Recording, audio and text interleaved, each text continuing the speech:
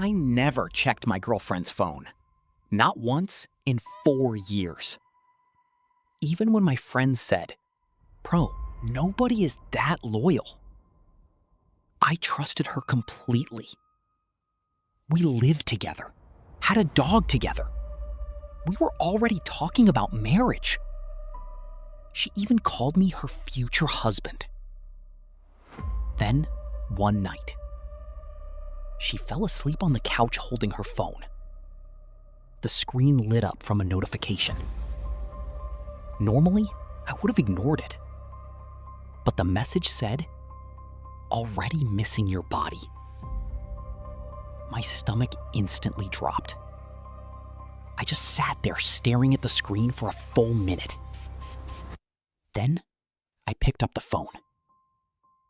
I knew the password. She told me years ago. I opened the chat and saw pictures of her, wearing the exact lingerie I bought her for Valentine's Day. But that wasn't even the worst part. The guy texted, "Your idiot boyfriend still has no clue?" And she replied, "He's way too trusting." I reread that message over and over. My hands were shaking so hard I almost dropped the phone. But the real nightmare started 5 minutes later, when I opened her photo gallery. At first, I thought it was just cheating, which already destroyed me. But when I opened her gallery, I realized I had no idea who I'd been dating. There was an entire hidden album. Over 300 photos. Screenshots. Hotel selfies. Videos. Different guys. Different dates. Different cities. Some of them were taken while she was supposedly visiting her mom. I felt physically sick. Then I noticed something worse. Folders with names. Not random names either. Coworker. Gym guy. Miami. Tattoo dude. Like she had organized an entire double life. But one folder made my heart stop. It was named Backup. I opened it and immediately saw screenshots of my bank account, my credit card, photos of my passport, even screenshots of apartments for rent. At that point, I wasn't even thinking about cheating anymore. I was terrified. Then I found voice messages. One from her best friend said, "You need to leave him before he figures out what you're doing." My girlfriend laughed. Actually laughed. And then said, "Relax. He's obsessed with me. He'd forgive anything." That broke something inside me. I quietly put her phone back in her hand. She was still asleep. Peaceful. Like none of this existed. I went into the bathroom, locked the door, and stared at myself in the mirror for almost an hour. I couldn't even recognize my own face. The next morning, she acted completely normal. Like absolutely nothing happened. She kissed me goodbye before work, asked if I wanted coffee, even reminded me we had dinner plans Friday night. I sat there staring at her, thinking, who the hell are you? But I didn't say anything. Not yet. Because something felt off. This wasn't just cheating anymore. There was too much lying, too much planning. So, after she left for work, I stayed home. And for the first time in my life, I went through everything. Her laptop, her iPad, old emails. That's when things got truly insane. I found an email account I'd never seen before. Fake name. It was almost 11 p.m. She was in the shower when the knocking started. Not normal knocking either. Aggressive. Like whoever was outside was angry. I opened the door and saw a guy I'd never met before. Tall, hoodie, late 30s. The second he saw me, his face changed. He looked confused. Then he asked, "Wait, who are you?" I said, "I live here." The guy just stared at me for a second and went, "No way." Then he pulled out his phone, opened Instagram, and showed me my girlfriend's profile. Except on his phone, she had a completely different last name, different relationship status, and photos I had never seen before. Couple photos with him. My entire body went numb. I asked him how long they'd been together. He said, about 2 years. 2 years. At that point, I actually laughed. Like full-on laughed in his face. Because my brain genuinely couldn't process it anymore. Then he said something that made everything worse. "Bro, I paid her rent." Silence. We both slowly looked around the apartment. The furniture, the TV, the kitchen. I thought he was joking. I actually smiled for a second and said, "There's no way." The guy looked dead serious. Then he pulled up his phone again. This time it was a group chat. 3 people. Him, another dude named Marcus, and my girlfriend. My heart started pounding. The messages went back months. At first, I thought maybe Marcus was a friend. Then I saw photos. My girlfriend in another apartment, another city, another guy. Same fake smile. Same "I miss you, baby" texts. Marcus had been sending her money too. Flights, shopping, hotel rooms. And according to the timestamps, sometimes she was with him the same weekend she told me she was visiting family. I felt like I was losing my mind. Then the guy beside me said, "Bro, I think she's doing this professionally." That sentence hit me harder than anything else. Because suddenly all the pieces connected. The secret account. For a few seconds, nobody moved. We just stood there staring at the suitcase. 4 phones, all turned off. My girlfriend suddenly panicked and tried grabbing the suitcase from him. That reaction alone told us everything.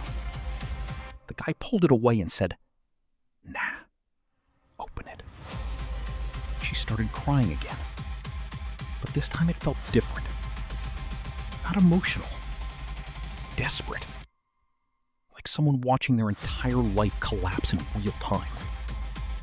One of the phones turned on. No password.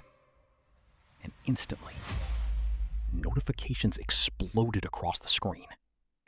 Cash App, Instagram, WhatsApp, Tinder.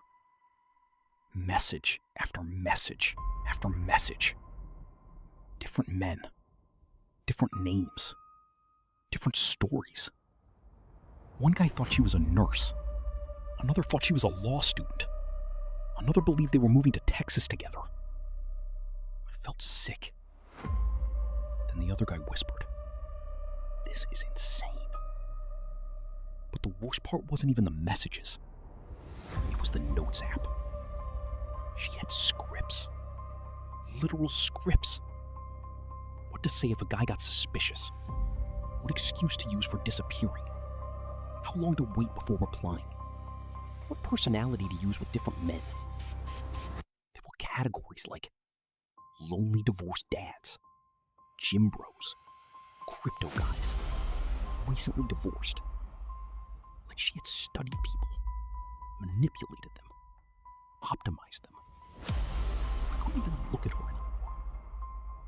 Then one notification came in that changed everything. A text from someone saying this.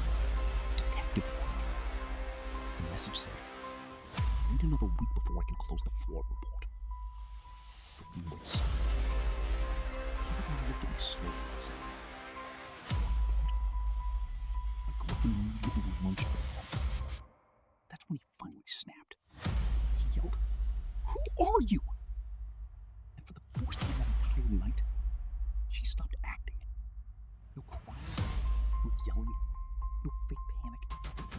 She just looked exhausted. Then she quietly sat on the floor and said, "You weren't supposed to find out."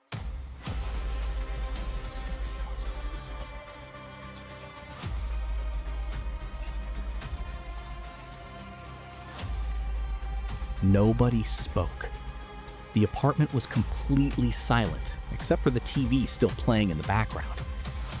Then the other guy asked the question we were both thinking. How many are there? She looked down at the floor and said, "I don't know anymore." That answer made my skin crawl. The guy beside me started pacing around the room like he was about to lose it. I honestly think we both wanted her to say this was all some misunderstanding, some insane coincidence. But deep down, we already knew it wasn't. Then she looked at me and said something I'll never forget. "You were never supposed to get hurt." I actually laughed again. Not because it was funny, because my brain couldn't handle how insane the situation had become. I said, "You stole years of my life." The banging got louder, hard enough to shake the walls. My girlfriend's face instantly changed. Pure fear. Not fake fear. Real fear. She whispered, "Don't open it." That was the first genuinely honest thing she'd said all night. The other guy looked through the peephole and immediately stepped back. "Bo, there are two guys out there." My stomach dropped. One of them yelled again, "We know you're in there!" At that point, I thought maybe they were more boyfriends. Maybe more victims. But then my girlfriend quietly said, "They're not here for you." That sentence chilled me. The banging suddenly stopped. Complete silence. Then we heard something metallic at the lock, like someone trying to force the door open. The other guy grabbed a kitchen knife instantly. I just stood there, frozen. The door slammed against the wall so hard, the entire apartment shook. Two men rushed inside, both wearing black hoodies. One of them instantly spotted my girlfriend and yelled, "You thought you could hide?" She started screaming. The other guy beside me raised the kitchen knife with shaking hands and shouted, "Back up!" But nobody looked scared. That was the terrifying part. These guys walked in like they'd done this before. One of them pointed at me and asked, "Who the hell is this?" My girlfriend answered immediately, "They're nobody." Nobody. After 4 years together, that word hit harder than everything else combined. Then the taller guy noticed the phones on the floor. His entire expression changed. He walked over slowly and picked one up. Scrolled for maybe 3 seconds. Then looked at her and said, "The sirens got closer. Fast. Blue and red lights flashed through the apartment windows. And the second my girlfriend saw them, she completely broke down. Not fake crying, not manipulation, pure panic. One of the guys in hoodies looked out the window and yelled, "Cops!" Everything turned chaotic instantly. The guy holding the cash bolted toward the back exit. The other shoved my girlfriend so hard she hit the wall. Then both of them disappeared down the hallway. The apartment went dead silent, except for the sirens outside. The other boyfriend was bleeding from his nose. I could barely breathe from getting slammed into the counter. And my girlfriend just sat on the floor, shaking. Then came pounding on the front door. "Police!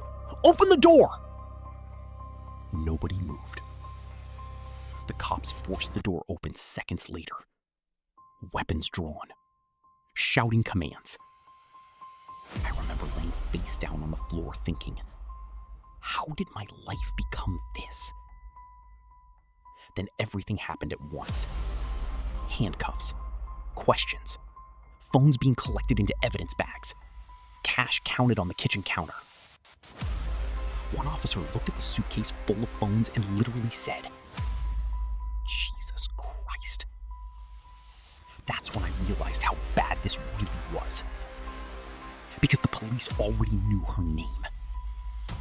One detective walked straight up to my girlfriend and said, "We've been trying to find you for months." Months! Apparently, multiple fraud reports across different states were connected to her. Fake identities, romance scams, stolen money, even fake business investments. The other boyfriend looked just as shocked as I was. We genuinely thought we were just dealing with cheating. Not this. Then the detective asked me a question that made my blood run cold. The entire apartment went silent. Even the police looked shocked. The detective slowly picked up one of the passports and stared at it for a few seconds. Different name, different nationality, same face. My girlfriend's face. Then another officer opened a second box from the closet.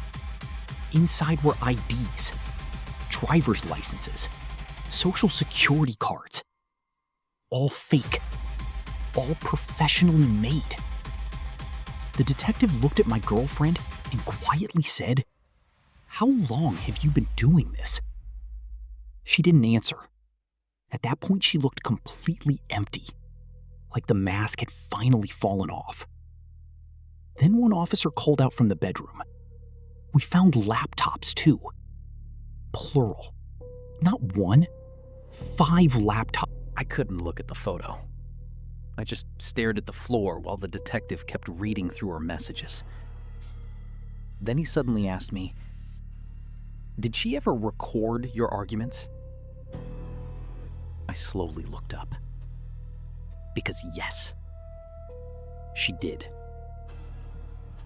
All the time. At first, she claimed it was because I was aggressive. But I never touched her. Never threatened her. Still, somehow every disagreement became evidence against me. The detective nodded again, like everything was making sense. Then he showed me something from one of the phones. Folders. Organized by men's names. Nobody in the apartment moved. The detective slowly said, "What do you mean?" My girlfriend leaned back against the wall and smiled. Calm. Way too calm for someone surrounded by police. Then she said, "You think I built all this alone?" That sentence changed the entire atmosphere instantly. The detectives started looking at each other. One of them immediately grabbed another phone and started typing fast. Then my girlfriend looked directly at me and said, "Remember Ashley? My blood froze. Ashley was her best friend. The same friend from the voice messages. The one always comforting me when my girlfriend and I fought. The one who told me, "She loves you more than anyone." My girlfriend laughed softly and said, "She trained me." I swear I felt physically sick. Apparently, this wasn't just one manipulative person. It was a network. Women sharing scripts. The entire apartment froze when I put the phone on speaker. The woman sounded terrified, breathing hard, like she was hiding somewhere. The detective immediately stepped closer and asked, "Who is this?" The woman hesitated, then quietly said, "I used to work with her." My girlfriend's face changed instantly. For the first time all night, she looked genuinely nervous.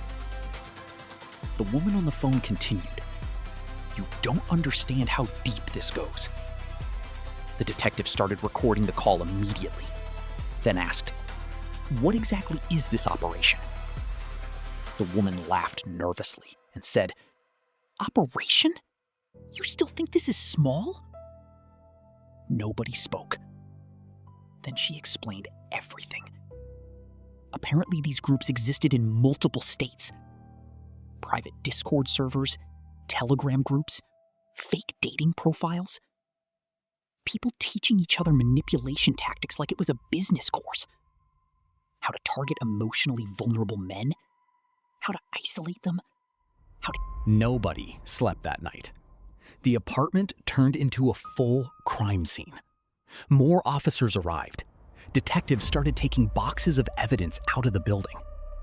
And somehow, I was sitting there, wrapped in a blanket trying to process the fact that my entire relationship might have been part of some organized manipulation network.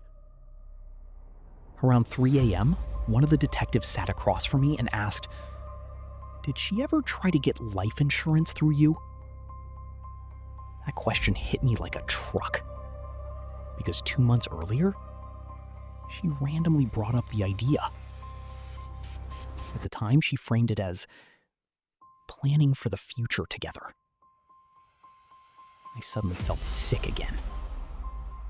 The detective noticed my face immediately and quietly said, "You're lucky." Lucky. That word terrified me. Then, another officer walked into the apartment carrying printed photos. Security camera screenshots. Different cities. Different men. And in almost every picture, my girlfriend was using a different identity. Different hair color, different style, different personality.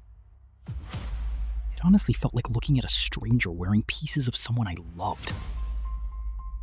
Then, the detective dropped the biggest bombshell yet. Apparently, one of the men connected to the case had disappeared 6 months earlier. Completely vanished. No bank activity, no contact with family, nothing. And guess who was one of the last people seen with him? Nobody in the apartment spoke after that. The detective just stared at his phone for a few seconds, like he couldn't believe what he'd heard. Then he slowly repeated, "Dead?" The officer on the line confirmed it. Single gunshot wound. No witnesses. The call disconnected. And suddenly the entire atmosphere changed. Up until that moment, it still felt like some insane fraud case. Now it felt dangerous. One detective immediately ordered every officer in the apartment to collect devices faster. Another started calling people outside. My girlfriend looked completely frozen. Then she whispered, "They know I talked." The detective snapped back, "Who?" But she just shook her head over and over. Then she looked directly at me. My hands started shaking the second I read the text. The detective grabbed my phone immediately. He showed it to the others. Nobody spoke for a second. Then one officer quietly asked, "Did anyone else have access to his number?" My girlfriend answered before I could. Everybody. That single word made the room colder. Apparently, inside the network, sharing information was normal. Addresses, phone numbers, family members, workplaces. Leverage. Always leverage. The detective looked at me seriously and said, "You cannot go home after this." I stared at him. "What do you mean I can't go home?" He leaned closer. "If these people are organized, you're exposed now." Exposed. Like I wasn't even a person anymore. Just a liability. Then another officer came back from searching the laptops. And what he said next nearly made me pass out. "There's a file on him." Me. Not just scream. The detectives reacted instantly. Weapons out. Curtains closed. People shouting over radios. One officer killed the apartment lights, while another pulled me away from the window. The lead detective looked at my girlfriend and yelled, "How many of them are there?"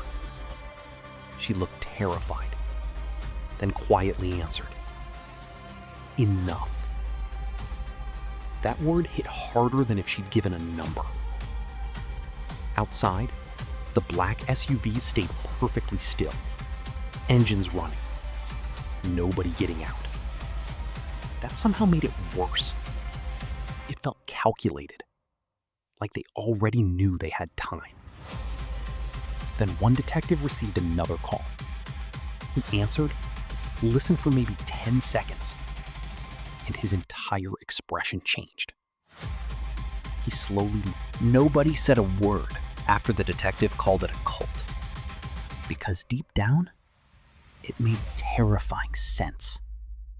Not just the manipulation, the structure, the scripts, the emotional control, the obsession with loyalty. It sounded less like scammers and more like believers. Then my girlfriend quietly said, "They don't call it a cult." The detective immediately turned toward her. "Then what do they call it?" She hesitated. Like even saying the name scared her. Then she whispered, "The Circle." One of the younger officers actually laughed nervously and said, "That sounds ridiculous." But nobody else laughed. The entire apartment exploded into motion. Officers rushed toward the hallway, weapons drawn, radios screaming over each other. One detective grabbed me by the shoulder and said, "Stay behind us and do exactly what we say." Then, the building lights suddenly went out. Complete darkness. Someone in the apartment cursed under their breath. Emergency lights kicked in seconds later, flooding the hallway outside with this dim red glow that honestly felt straight out of a nightmare. Then, we heard footsteps. Slow, calm, coming up the stairs. Not running, not panicked. Whoever was coming knew exactly where we were. One officer whispered, "How the hell did they get past downstairs security?" Nobody answered, because at this point, nobody trusted anyone. Then my girlfriend suddenly grabbed my arm hard enough to hurt. And nobody wanted to move. But one detective slowly pulled the curtain aside anyway, and immediately froze. Cars. Dozens of them. Not police. Regular people. Men and women standing silently outside the building, staring upward. Some in business clothes. Some young. Some elderly. Completely normal-looking people. That was the terrifying part. Not criminal. Nobody in the apartment moved. I just stared at my girlfriend, Emily, trying to understand what wasn't real anymore. Then the voice outside the door said, "Go ahead. Tell him." Emily shook her head immediately, terrified. The calm voice continued, "Tell him what happened 3 years ago." My chest tightened. 3 years ago. That was exactly when she suddenly changed. When she became more attached to me, more emotional, more protective. At the time, I thought she had fallen deeply in love. Now, I wasn't sure of anything. The detective quietly asked, "Emily, what happened?" She looked at me for a long time before answering, then whispered, "He saved my life." The room went silent. The man outside laughed softly again. And that was the beginning of the problem. Emily explained that 3 years earlier, Someone was already inside. The second the crash happened, officers started shouting. Flashlights snapped on. Red emergency lights flickered through the apartment.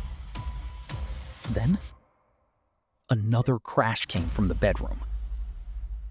Glass shattering. One detective yelled, "Move!" Everybody rushed toward the hallway at once. I stayed frozen for half a second too long. And suddenly, someone grabbed me from behind. A hand over my mouth. Another arm around my chest. I tried fighting back, but the person whispered, "Don't scream." Female voice. Not Emily. The grip loosened slightly, and I turned around. Nobody moved. The apartment felt frozen in time. One officer was bleeding on the hallway floor while everyone aimed weapons toward the doorway. But the man outside never stepped inside. He just stood there calmly in the dark. Then he said, "Open the flash drive."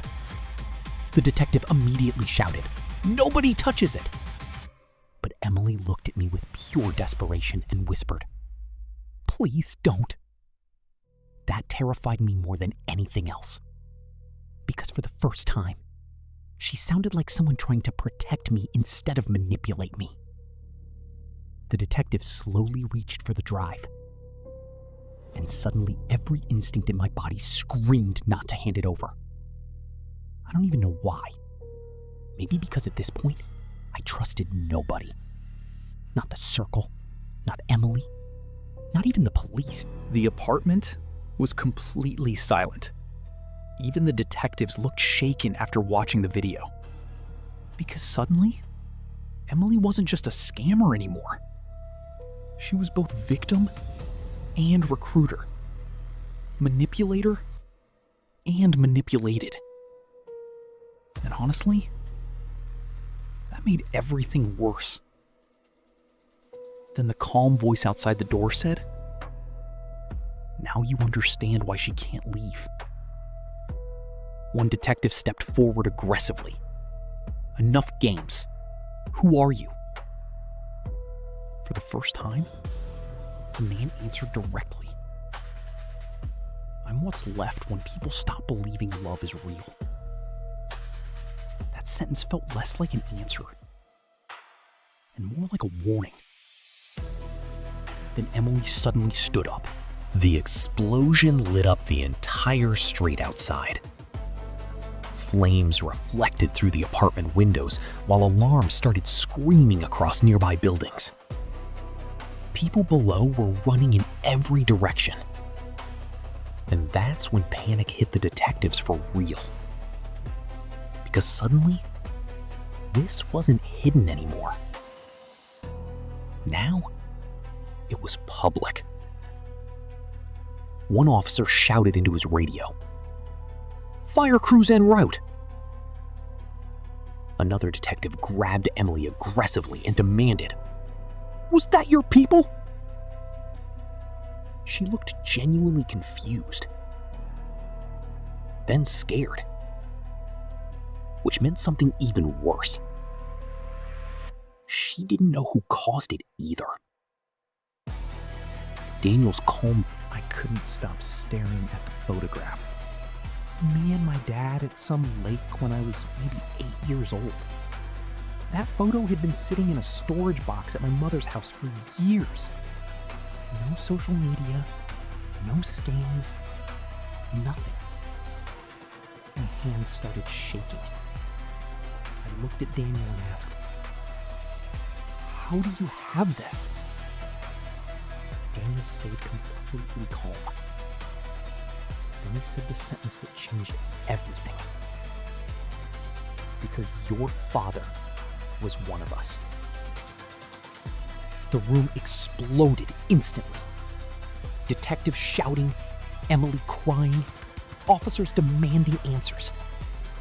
But I couldn't hear any of it anymore. Because my brain was stuck on one thing. My father. The man who disappeared when I was 10. The man my mother barely talked about. The man I spent my entire life secretly wondering about. Daniel slowly stepped farther into the apartment. No fear, no panic. The second the officer removed his badge, everything changed. Every detective in the apartment suddenly looked at each other differently. Like nobody knew who to trust anymore. The officer stepped away from the others slowly. Calm. Too calm. Then he looked directly at Daniel and said, "They already know about the house." My blood froze. Daniel's expression changed for the first time all night. Not fear. Urgency. He turned toward me immediately. "Where is your mother?" I said nothing. Because suddenly every instinct in my body told me one thing. If I answered wrong, somebody dies. Emily grabbed my arm hard and whispered, "Do not tell anyone. Anyone. Not police. Not Daniel. Nobody." Then the detective who had been helping me all night suddenly pointed his gun at the officer without the badge. The room exploded again. People shouting, weapons raised.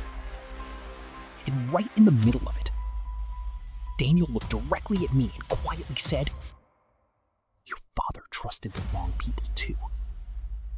That line hit hard. Because suddenly I realized the entire story repeated itself over and over. Lonely people, trusting people, people desperate to believe somebody cared. Then the badgeless officer suddenly pulled out his phone and showed Daniel something on the screen. A live camera. My mother's house.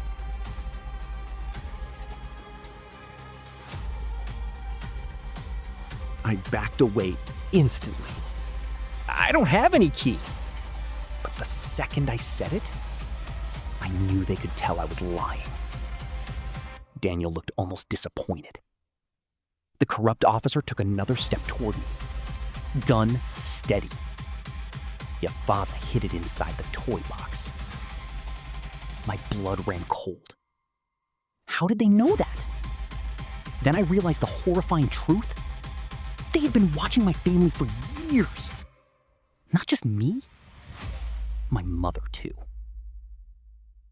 Emily suddenly stepped between us. Actually stepped in front of the gun. The entire room froze. She looked at the officer and shouted, He was never supposed to be involved. The officer snapped back. He was born involved. That sentence hit harder than anything else. Born involved. Like my entire life had been decided before I even understood it. Then Daniel quietly said, "Emily, move." But she didn't. For the first time since this nightmare began, she openly chose a side. Mine. The officer's expression hardened. Then he aimed the gun directly at her instead, and calmly said, "Last chance." The detective started yelling again. Weapons raised everywhere. Nobody knew who would shoot first. Then I honestly thought Daniel was insane. I stared at him and said, "I was a kid." Daniel nodded calmly. Exactly. The detectives looked just as confused as I was. Then Daniel explained. Before disappearing, my father became paranoid. He believed people inside the circle were already monitoring him. Phones, bank accounts, friends. So according to Daniel, your safest hiding place wasn't a bank or a computer. It was something nobody would suspect. A child. I felt physically sick hearing that. Then fragments of old memories started surfacing in my head. Random things I hadn't thought about in years. My father constantly telling me, "If anything happens, remember the lighthouse." At the time, I thought it was just some weird phrase. Then another memory hit me. A small metal key, hidden inside an old toy box. I suddenly stopped breathing for a second, because I still had that box at my mother's house. The detectives noticed my face change immediately. One asked, "What is it?" Before I could answer, Emily suddenly screamed, "Don't tell them!" Everybody turned toward her. She looked terrified again. Not manipulative, terrified. Then she pointed at Daniel and shouted, "That's what he does! He makes people think they have a choice!" Daniel sighed almost sadly, then said, "Emily, you know this ends badly no matter what." The detective ordered officers to detain Daniel immediately. But the second they moved toward him, Daniel raised both hands calmly and said, "Ask yourself something first." Nobody moved. I backed away instantly. "I don't have any key." But the second I said it, I knew they could tell I was lying. Daniel looked almost disappointed. The corrupt officer took another step toward me. Gun steady. "Your father hid it inside the toy box." My blood ran cold. How did they know that? Then I realized the horrifying truth. They had been watching my family for years. Not just me. My mother, too. Emily suddenly stepped between us. Actually stepped in front of the gun. The entire room froze. She looked at the officer and shouted, "He was never supposed to be involved!" The officer snapped back. "He was born involved!" That sentence hit harder than anything else. Born involved? Like my entire life had been decided before I even understood it. Then Daniel quietly said, "Emily, move." But she didn't. For the first time since this nightmare began, she openly chose a side.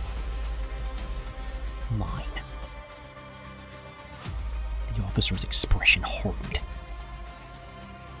Then he aimed the gun directly at her instead.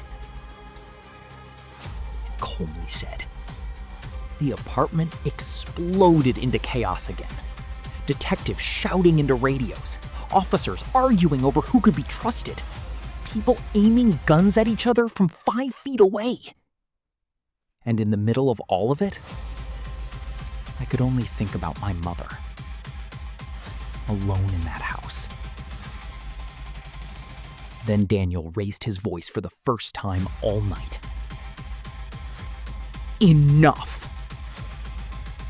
Silence hit instantly. Not because he yelled, because people listened. That terrified me more than the gun. Daniel looked directly at me and said, "Your father believed information could destroy the circle." He paused, then added quietly, "He was wrong." The detective closest to him snapped. "What does that mean?" Daniel looked exhausted suddenly.